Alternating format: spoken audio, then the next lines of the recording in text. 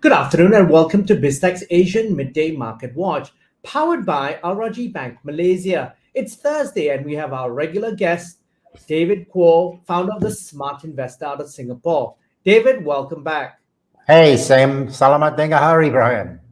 Now, David, I'm going to get your sagely advice a little bit later on, but first, let's take a look at how crypto markets are performing, and then we'll take a look at regional stock markets.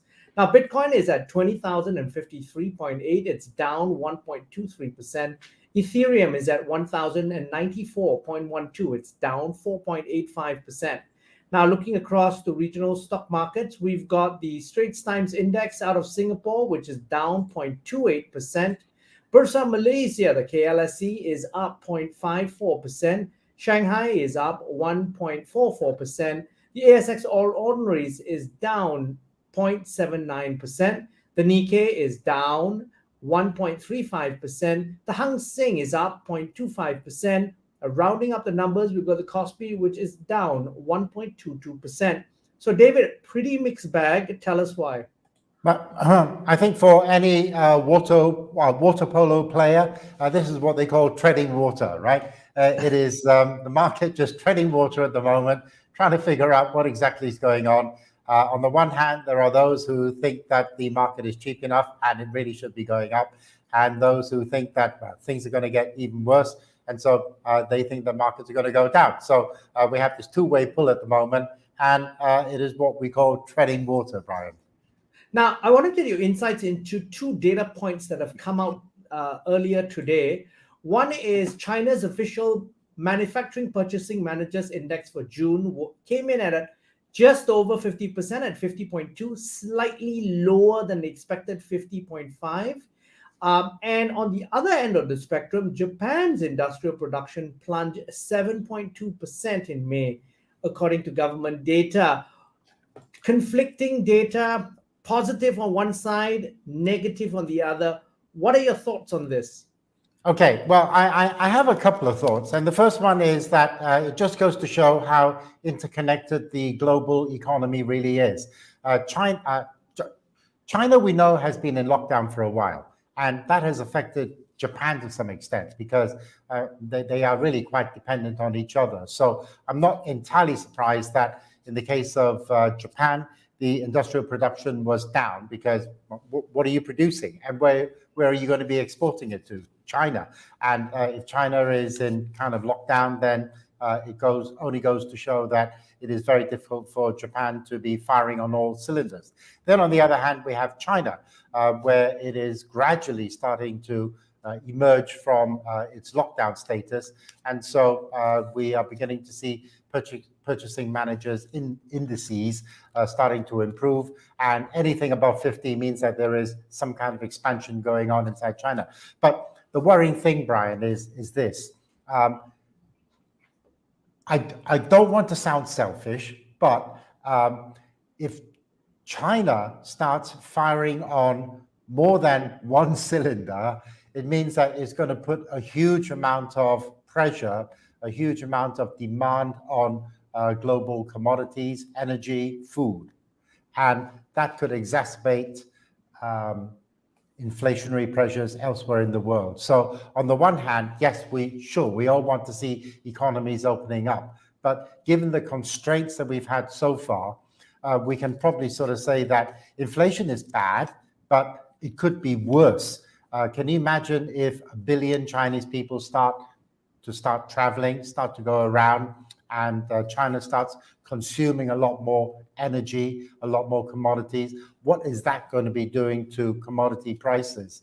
And that, I think, is the worrying aspect. So it is a double-edged sword. We want to see China opening up, but when China does open up, that could have not unintended, but certainly intended consequences on global prices. But David, I have a contrarian view on that, and that's around the supply chain issues. Part of the key reason we have supply chain issues across the world is the fact that the global factory of China has all these lockdowns and issues. Wouldn't that then basically help to smoothen out some of these increases?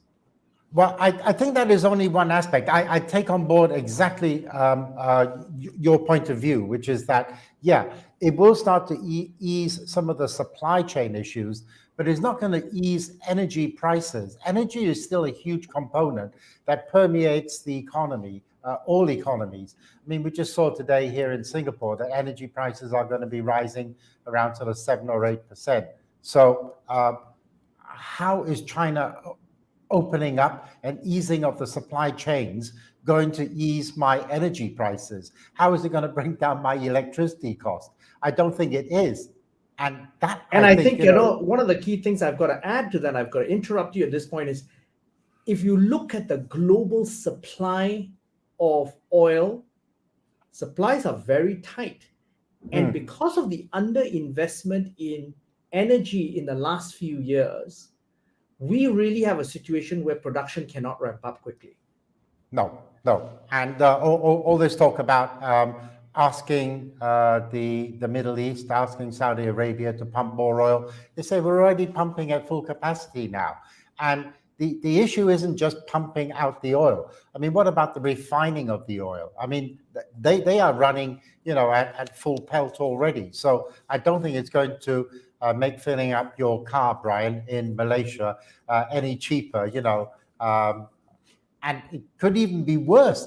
I mean, just imagine. I mean, China has been in lockdown, so therefore people haven't been driving around the cities. What is going to happen when they start consuming more gasoline, more petrol, for their cars? It's going to put even greater pressure, on you in Malaysia, filling up your car. And thank goodness I don't own a car, but indirectly it's going to affect me because it means that my bus fares are going to go up. Probably my MRT fares are going to go up over here as well. It is going to impact people. You have no choice. I mean, when I opened up my latest electricity bill, I nearly passed out. I just thought, my goodness, how can this be? And then I compare it with what it was this time last year. And really, that is the gauge for inflation. People should have a look at what they were paying now, what they are paying now compared to what they were paying previously. If you can manage to dig out your old supermarket bill from a year ago, look at what you paid last year and what you are paying now.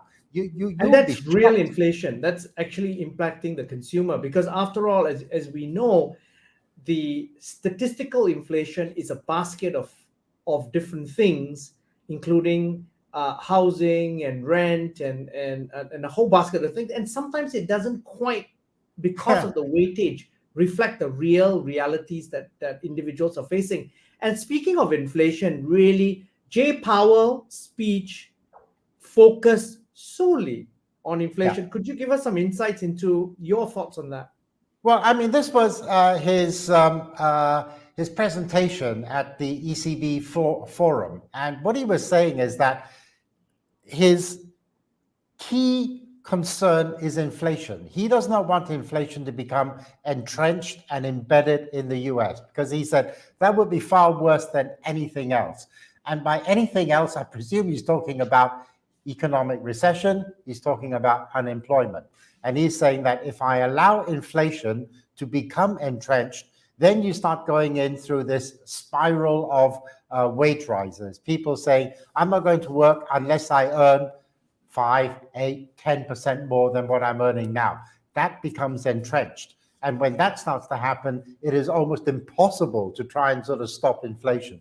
So he's got to try and head off inflation now before it actually sort of starts to become embedded. And that is his big concern. So I listened to a lot of commentators, a lot of talking heads, I being one myself, Brian, on television. And these talking heads, some of them are saying, hey, the Federal Reserve is going to lose its nerve and it's not going to go forward with these interest rate hikes. I think they're in denial, Brian. I think they're dreaming.